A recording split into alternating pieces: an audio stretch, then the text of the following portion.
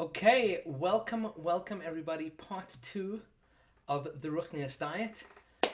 It's wonderful to see everybody, and I'm hoping that what we learned a little bit last week has been helpful, and that, please God, what we learned this week will continue to be helpful. It's Elul.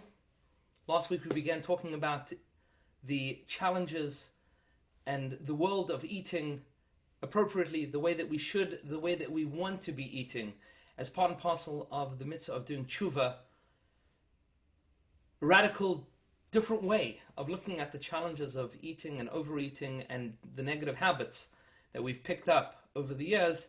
This evening, I want to get into a little bit of the kishkas, if you will, of what this avoda is, this avoda of the Ruchniyus diet. How are we going to contend with some of the voices in our heads, the habits that we've gotten ourselves into, and the challenges that we face. Tonight's shir is also dedicated to Le'ilu Nishmas, my grandmother, Masha Bas Zusman, whose yahrzeit it is this evening, and we're davening that she has a tremendous Ilui Neshama, and that she continues to get nachas from the good things that her children and grandchildren, please God, and great-grandchildren are doing here in Olam Hazeh. The topic of conversation this evening, part 2 of the Ruchniyus diet, it's one line, and it's a whole life of avoda in and of itself, and that is, feed yourself like you love yourself. And it's this avoda that I want to try to understand this evening, that I want to be able to try to inculcate more into myself. This is something that I've come back to many times over the last couple of months and years, and thinking in this way is a challenge, and it's a rewarding one. There's a tremendous amount to pack into just these few words: feed yourself like you love yourself. And without further ado, let's try to understand this. The first thing to figure out is, what does it mean when we say we love somebody? When we love somebody, paradigmatically, the love of a parent to a child. The love of a parent to a child does not always mean saying yes to the things that they want. Of course, it also doesn't mean always saying no to the thing that they want. Loving a child means that sometimes we say yes to what they want, and it means sometimes we say no to the thing that they are requesting. And the question then is, when? Because to people that we don't love, sometimes we say yes, and sometimes we say no. So what's different between the yes and the no of somebody that we love versus the yes and the no of somebody that we don't necessarily have the same level of affection to? And to that, I would like to introduce you all this evening, please God, to the Ramchal, Rav Moshe Chaim Luzzatto, Zchus HaYogen Aleinu, the author of the Mesilas Yesharim, and in our case, the author of the Das Tvunos. Deep in the middle of Das Tvunos, the Ramchal deals with the question of what is Musa. What does it mean to tell somebody off? What does it mean to give rebuke to somebody for doing something inappropriate? And there's two ways of looking at the world of rebuke. The world of telling somebody what you're doing is not okay. One is the contemporary way that we look at chastising, admonishing, telling somebody you're doing the wrong thing, which is very negative. Nobody likes being told that they're doing the wrong thing. But every parent knows that if you never tell your child that they're doing the wrong thing, then they will grow up to be a danger to society, a wilde chaya, and they'll hurt themselves. My wife and I sometimes joke that before we had children, we read these articles and books of never say no to your child, just give them alternative things to think about. Which is a beautiful mahalach, not to overly say no to your kid. But when they're running around shul and they've had their 8th Twizzler, sometimes you don't say, perhaps you could consider not eating the Twizzler and coming to sit and daven. And sometimes you just have to say, no, that's enough Twizzler. Because this is bad. This is bad for you. It's not healthy, and it's meshuggah. Too much sugar makes one meshuggah. This is true for grown-ups. as well as for children. But a good parent, says the Ramchal, understands that Musar, telling a kid that they're doing the wrong thing, comes deep within the midah of ahava, comes deeply from a place of love. And this is what I want to show you. Take a look at this. We're just going to read the underlined parts. Says the Ramchal, HaMusar atzmai noilad min ha'ahava. Musar itself comes from a place of love. And then he goes on to explain, Ki ha'av ha'oyev es benai. A father, a parent that loves their son, their child, parent loving their child, lo yachbod she'yisma leha ben midos ros. Doesn't want their child to be filled with negative attributes. Aval me'avosai osai yesader la'atzmai seder hanhaga. From their love that they have for their child, they are going to figure out the best way for their child to behave. And then to act in that way with them, bitvunas rabba, with tremendous intellect, with a lot of seichel, with many, many, many calculations, ad she yashir drachav, until the way of the child is straight. Just to understand what this means for a moment, there's a lot to unpack in this Ramchal. The first point that he makes is that Musar itself comes from a place of love. Musar of a loving person, that is. Criticism and critique from somebody that doesn't love you, chas v'shalom, is just painful, it's just hurtful. It's murderous to hear critique from somebody that doesn't like you. It's like knifing somebody in the back, chalila. But from somebody that loves a person, somebody that you love or somebody that loves you, hearing a critique, hearing a criticism that comes from that place of love, the criticism is love. Because a parent wants their child to be a mensch. A parent wants their child to act with derech eretz and to have midas tovas and to be able to have friends and to be able to operate like a mensch in society. To be respectable and respectful. So a parent that sees that their kid is acting in a way that's inappropriate, a loving parent knows I have to say something to my child. A loving parent knows that I have to do something about it. A loving parent knows that I cannot let this behavior continue, because if I let it continue, it's ultimately going to be very bad for my kid. All good parents know that we can't be our kid's best friend all the time, certainly. It's important to be able to say these are the boundaries of positive and negative behavior. This is correct and this is incorrect. And if we don't do this, so then the kid ends up not the best way that the kid could be.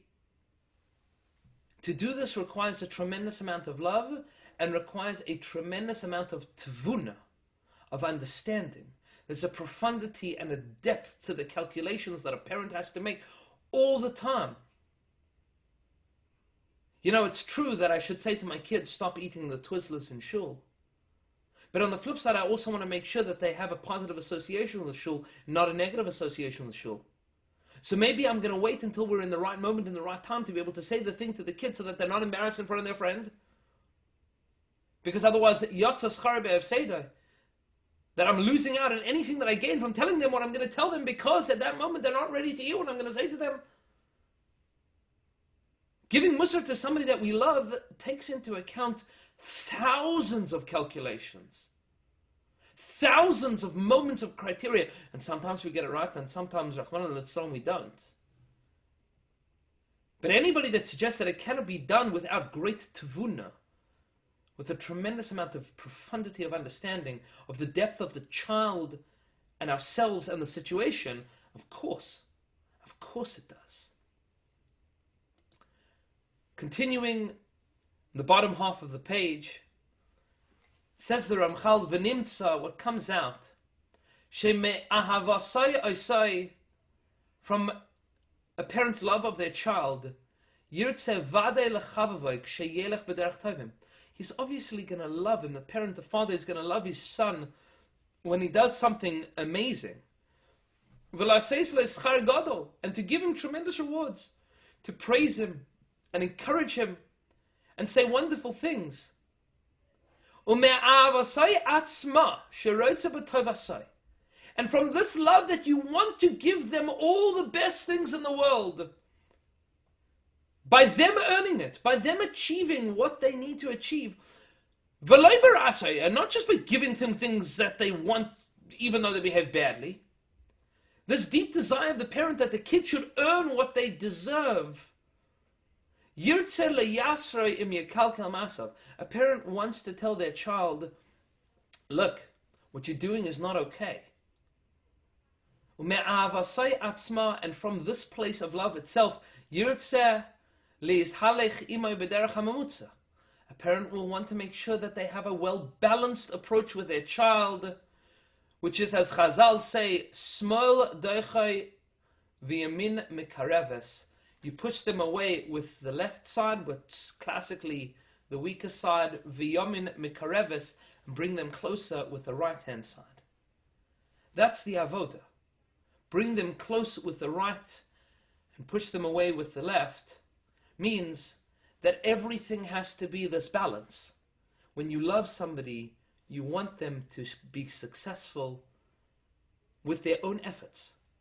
You want them to be rewarded because of their own hard work. You want them to be matzliach because of the things that they have done. And in order to be able to achieve this, it requires a lot of positive reinforcement, and every now and then to tell them what you're doing is not correct. So let's summarize what this means for other people. How do we act to the people that we love? L'chaim to black coffee.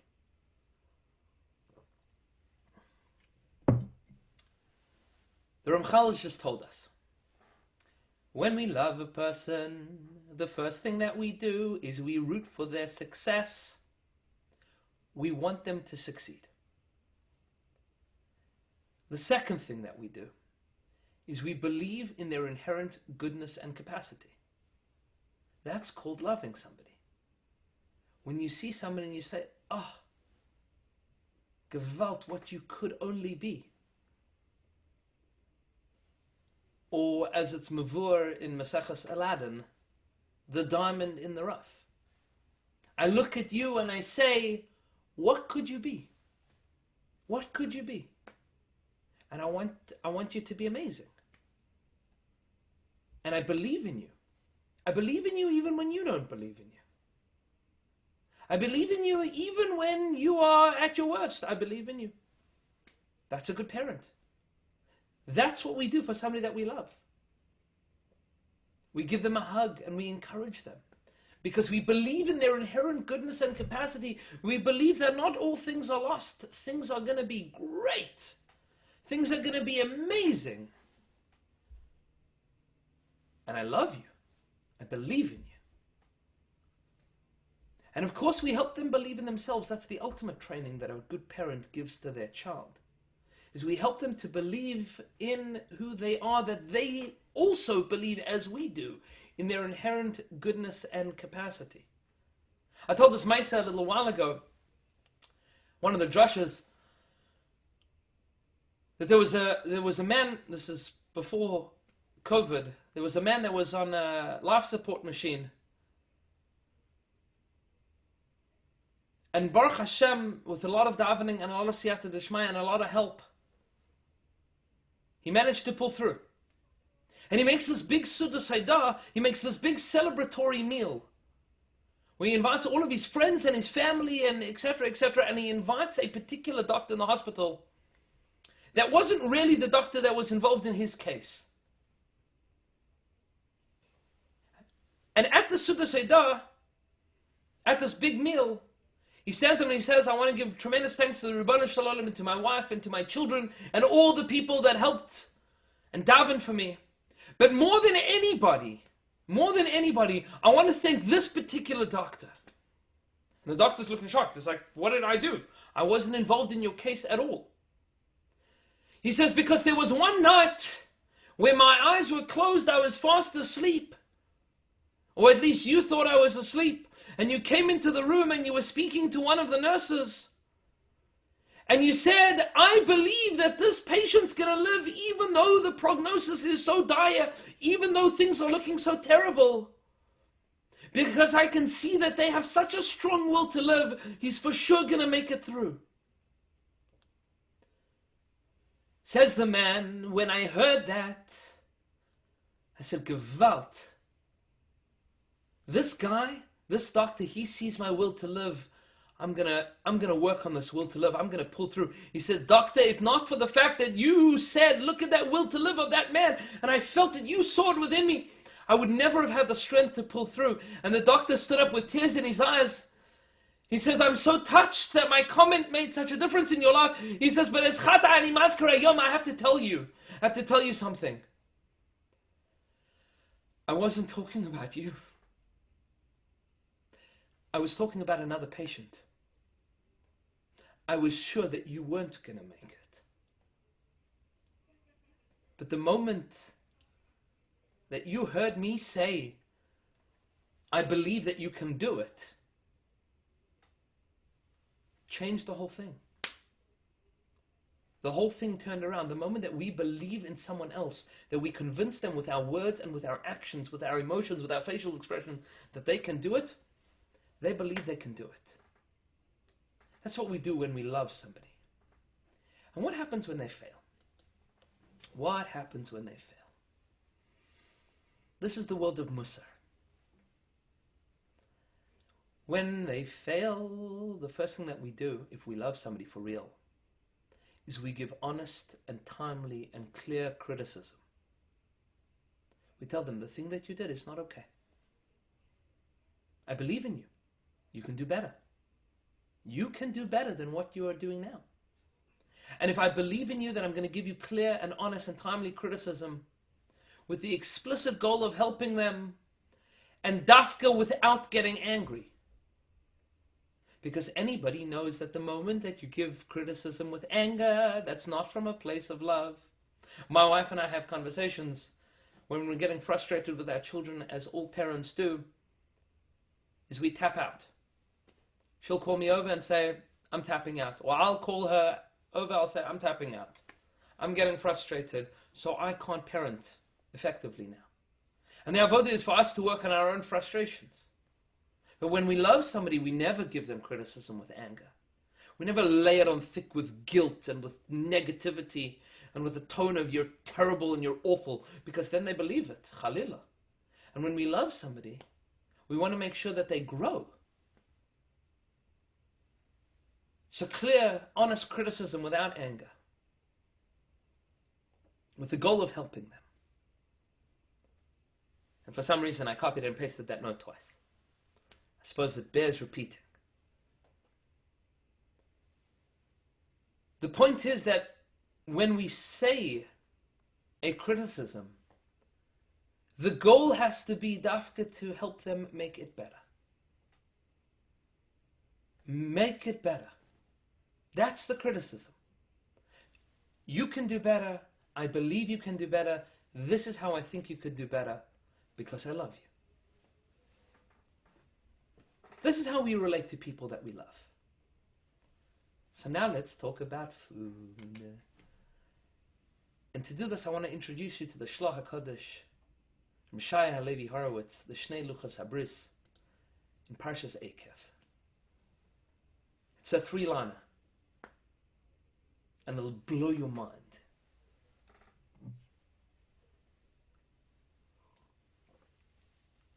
He's talking about the pasuk that when we go to Eretz Yisrael, the Torah promises, Moshe Rabbeinu tells us, Eretz asher lo b'miskinus tachal ba'lechem, you're going to eat bread, you're going to be able to eat without poverty.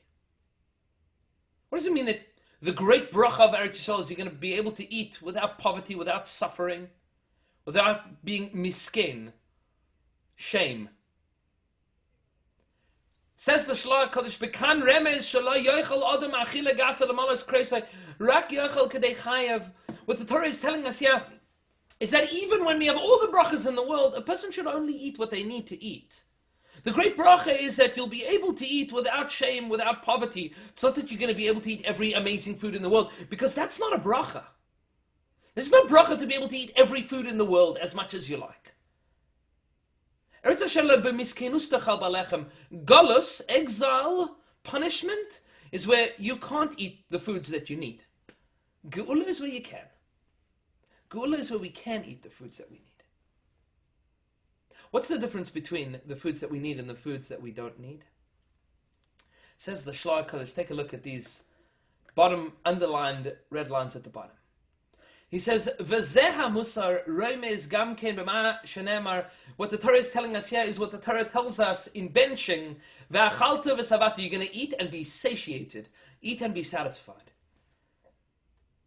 Every one of us has been in that place that we've eaten and we've been satisfied and we still haven't benched yet. Because I don't want to bench yet. There's still dessert. I don't want to bench yet because there's still those little cocktail weenies. I don't want to bench yet because even though I had every single food under the sun and I could already have washed and benched 6 or 7 times from the shmog, I still got to the chuppah with a little bit of a rumble in my tummy. And then I sat down at the wedding and they brought me an appetizer. An appetizer after I finished lunch and supper already at the shmog. They brought an appetizer. It would be insulting not to eat from the appetizer. But then once I've been appetized, now I have an appetite. So I can't bench yet. But the Torah says, "Ve'achalta v'savata," eat, be satisfied, and then bench. We struggle with this. Eating and be satiated. And like we spoke about last week, Blumenthal's challenge of knowing when I'm satiated. And then you bench. And then it's over. But what does this mean? Take a look. 2 lines from the end of the line, Kolomer. Kol ma she'ata ochel tia saveh bo. From all that you eat, be satisfied. Figure out the food that you need to eat. Eat it and be satiated. Ve'achalta v'savata. Eat and be satisfied. And here's the kicker, and this is what got me started on this whole conversation. K'may she'omrim l'tinok derech musar. As we say to a child in a way of musar, in a way of telling them the right and wrong thing to do. Re'ei ki bazeh she'ani nosein lecha. See the food that I'm giving you. Tia saveh. This is what you need to be satiated. Be satisfied with this. Kolomer lo tachbatz oid. Lo tachbatz yoter. Don't ask for more. Don't want more now. This is what's good for you. And this is the nakuda for this evening. Because if only we would feed ourselves like we feed the people we love. Not the people that we want just to fatten up, like the Hungarian grandmothers that Khalila survived the Holocaust and wanted to make sure that their children never, ever, ever starved. I'm not talking about that parasha. I'm talking about the parasha of a parent raising a child today, Tafshin Pei, in the Mishugas of the world of Corona and life, and going back to school and wanting your kid to eat something healthy. Is that our goal is to train our children to eat like mention. And if not for the fact that we all had this guilt and craziness of our own eating habits, we'd be able to educate our children the appropriate way. Think about how we want to teach our children to eat. And we have these problems because how many of us have told our kids, by the way, you've had enough chocolate. And then when the chocolate goes into the closet, we make sure that the kid doesn't have the yetzer hara of eating it tomorrow. You know what I'm talking about? I want to protect my child from having negative eating habits. So there's chocolate in the closet. And Khalila, that the child will find that it's going to ruin their appetite. I have to help them. So we help them. We help them by doing the thing that we know they shouldn't do. We do ourselves. But if we loved ourselves, if we fed ourselves like we loved ourselves, what would our meals look like? And I want to think about this with you guys for a minute. Because what does it mean to feed yourself like you love yourself? So the first thing that you do, if we would bifurcate between the me, the feeder, and the me, the feedee, the foodie, that's foodie is like a word that they give to people that eat too much food, but want to do it like with spitz. You know what I'm talking about? That's me. A foodie. Pshat in a foodie is I eat too much food, but I make sure that it tastes good. Now, I'm not saying that all foodies are people that have bad eating habits, but you understand what I'm saying. We put a lot of gadlus into like, oh, look at this new recipe. And recipes are good. And Simchas Yantiv is important. And Oneg Shabbos is important. And beautiful weddings are important. But with all of that, we don't feed to our children what we feed ourselves. Because we'll say to our kids, no, you've had a little too much of that. Because we love them. Because we want them to be healthy. Because we want them to have good eating habits. Because we want them to succeed in life. And if we would bifurcate between me, the person giving me the food, and me eating the food, we would first and foremost feed ourselves the things that are good for us.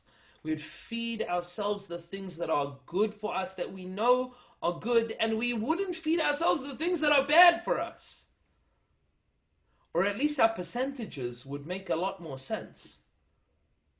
We'd be eating a lot more of the things that are good and a lot less of the things that are not so good. And even of the things that are good, we would eat what we need and not what we don't need. Ve'achalta v'savata. If we ate like we loved ourselves, if we fed ourselves rather than eating, to feed ourselves. And most importantly, it would mean that we would manage our desires for more with compassion and empathy and understanding, but not with permissiveness. You know, when your kid comes up to you and says, "That was such a nice ice cream, can I have another one?" You say, "No, that's enough ice cream." And that's a normal thing. Because we love them. Because we know that it's not good for them. But, Ribbon Shalom, I love myself, so I'll have 2 and 3. And then once I've eaten 2 and 3, that's already roiv of the box of ice cream. Once you've already eaten the majority, then what else is there to do? You have to finish it off. Or God forbid, now that I've eaten 3 or 4 or 5 candies, and there's only 2 left, but I have 3 children, and who am I going to give the extra 2 to? I have to make sure that there's no fighting between my children, because I love them. So I have to get rid of the extra candy, because I'm a nice guy. I'm a good parent. I have to make sure that there's no fighting. So I'll make sure I'll take care of it. I'll take the hit. That's not love, that's permissiveness. If you would see a parent doing that to their child, you would say, "Are you out of your mind? Your kid's going to grow up with unhealthy habits, with an unhealthy body, with an unhealthy mind, with an unhealthy way of looking at food." You'd say to them, "Stop. No, don't do that. Say no to the kid because you love them." Saying no doesn't mean we're punishing ourselves. Saying no means we are rewarding ourselves with the love that we deserve to give ourselves. And certainly each other. To be able to look at our spouses, and my wife and I have been working on this avoda a lot. To be able to look at each other, and this plays its role in challenges in marriage. To be able to look at each other with honesty and say, we're both working on this, and we're working on this hard. And say, We're both not going to eat the thing that we want to eat late, whatever it is, 11 o'clock at night, finishing up paperwork. We're going to both hold ourselves back. We're going to do it together. We're going to encourage each other. So you're not going to do that and I'm not going to do that. We're going to hold on together and have a real and honest conversation about it. That's a big avoda. To manage desire with compassion and empathy and understanding, but not permissiveness. But most importantly, to understand that failure is okay.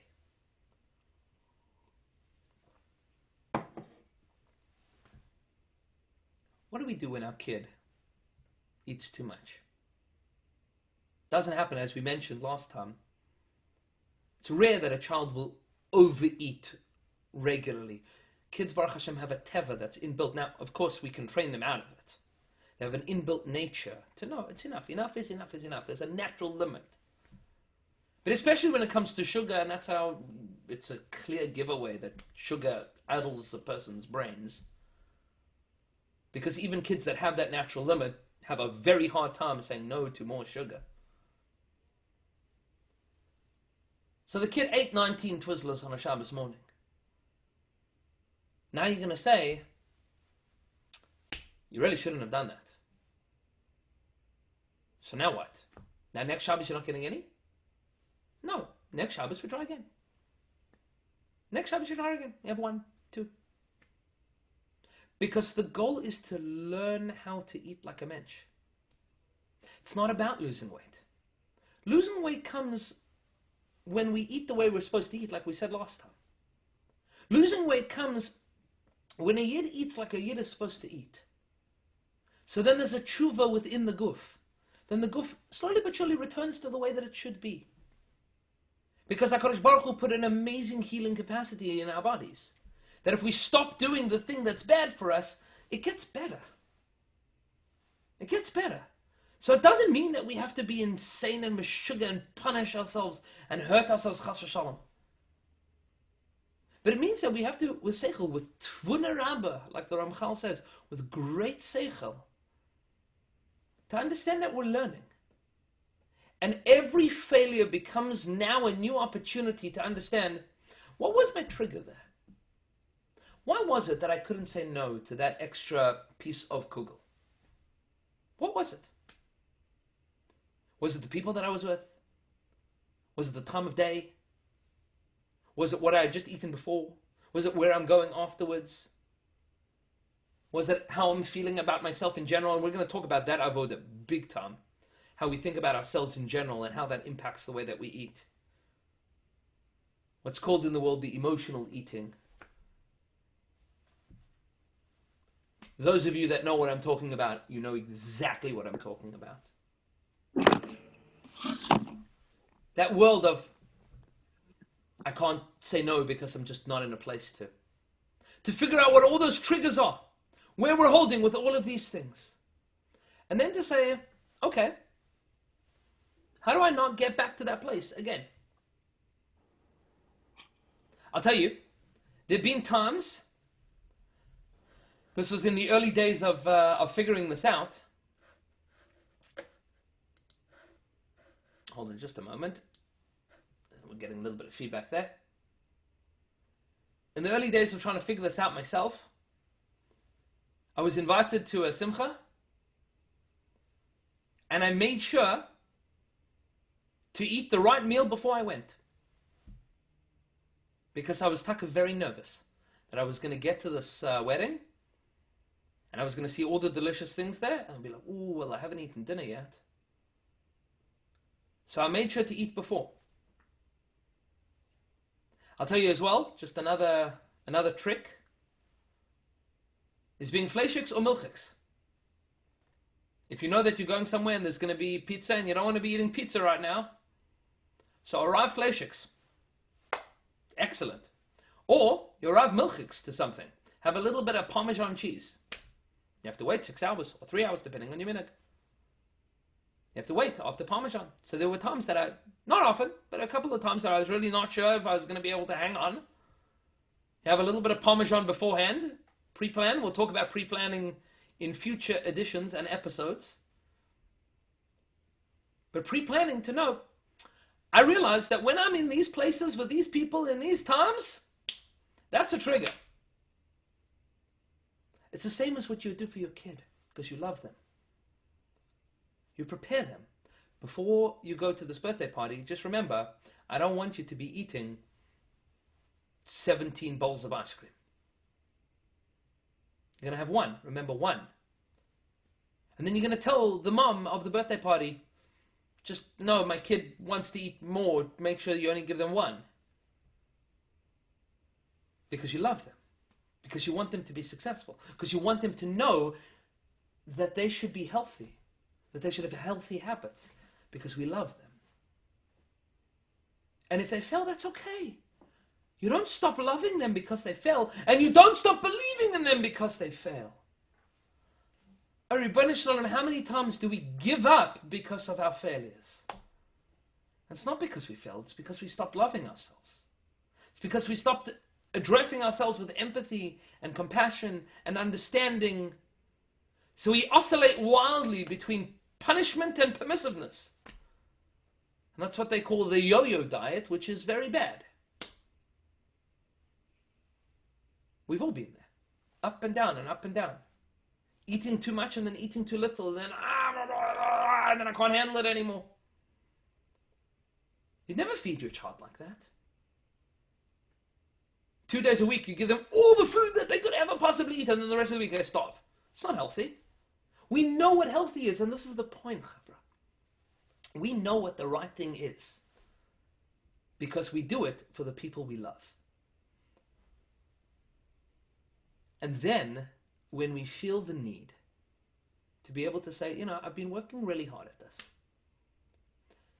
and I'd like to have a little bit of a treat, then treat yourself without guilt, because you deserve it. The same as you would do for your kid that's behaving well. You want to encourage good behavior. Encourage good behavior. Encourage good behavior with yourself, and with your spouse, and with your children, and with all the people that you love. Now, of course, as I'm sure you've heard and figured out, this is not just an avoda for eating. This avoda is an avoda for life. To treat ourselves like we love ourselves. To do the things for ourselves that we would do for other people. Rashi says at the beginning of Parshas Noach, Ele told us Noach. That's the Chumash. Rashi says, what does it mean that the toldos of Noach were Noach? The children of Noach was Noach. It says because the Masim Tovim of a tzaddik are like their children. They do good things. Says the Berditcheva, what that means is that through a person's own activities, they transform themselves into their own child. It means that we are responsible for educating ourselves. We're responsible for treating ourselves like children that we're educating. Because the truth is, and the Rambam points this out, that the mitzvah of Vishinamtam Levanecha, the mitzvah of teaching our children, is also the mitzvah of learning Torah. It's the same mitzvah. To educate our children, to treat our children with respect and compassion and love and devotion and believe in them is the same mitzvah to ourselves. We are our own children as well. So we should feed ourselves like we feed our children. The food that they need, the food that we need. Food that's good for their minds and bodies and souls, and food that's good for our minds and bodies and souls. Because we should love ourselves. Because the Ribono Shel Olam loves us. Because the Ribono Shel Olam believes in us. Because Banim Atem L'Hashem Lekechem, we are children to the Ribono Shel Olam. And He loves us. And we should love ourselves. And we should treat ourselves like we love ourselves. This is a big avoda. It's a whole world. And I want to give each and every one of us a bracha. That as we march through Elul, as we work our way through to Rosh Hashanah, where we're going to stand in front of the Ribono Shel Olam and say, Im kebanim rachmeinu kerachem aval banim. If we are like your children, have mercy on us like a parent has mercy on their children. So then we should treat ourselves as those children as well. Have mercy on ourselves. Have rahmanas on ourselves. To be able to say, what would I say if I was my child? Would I eat that? What would I put on my plate? How much would I put on my plate? Would I go back for seconds, or would I say to my kid, have a glass of water, come back in 10 minutes, and then choose if you want more? Maybe go play outside with some friends and see if we can distract ourselves from that. Im kebanim rachmenu kerachim aval banim. Hashem should help us to love ourselves like we love our children, to love our children like Hashem loves us, and to feel the love of the Rebbeinu Shalom resonating throughout the universe. Wishing you all a beautiful, beautiful evening, a good Erev Shabbos, and Hashem should help you and me and all of us to feed ourselves like we love ourselves. Have a beautiful evening and a tremendous Shabbos.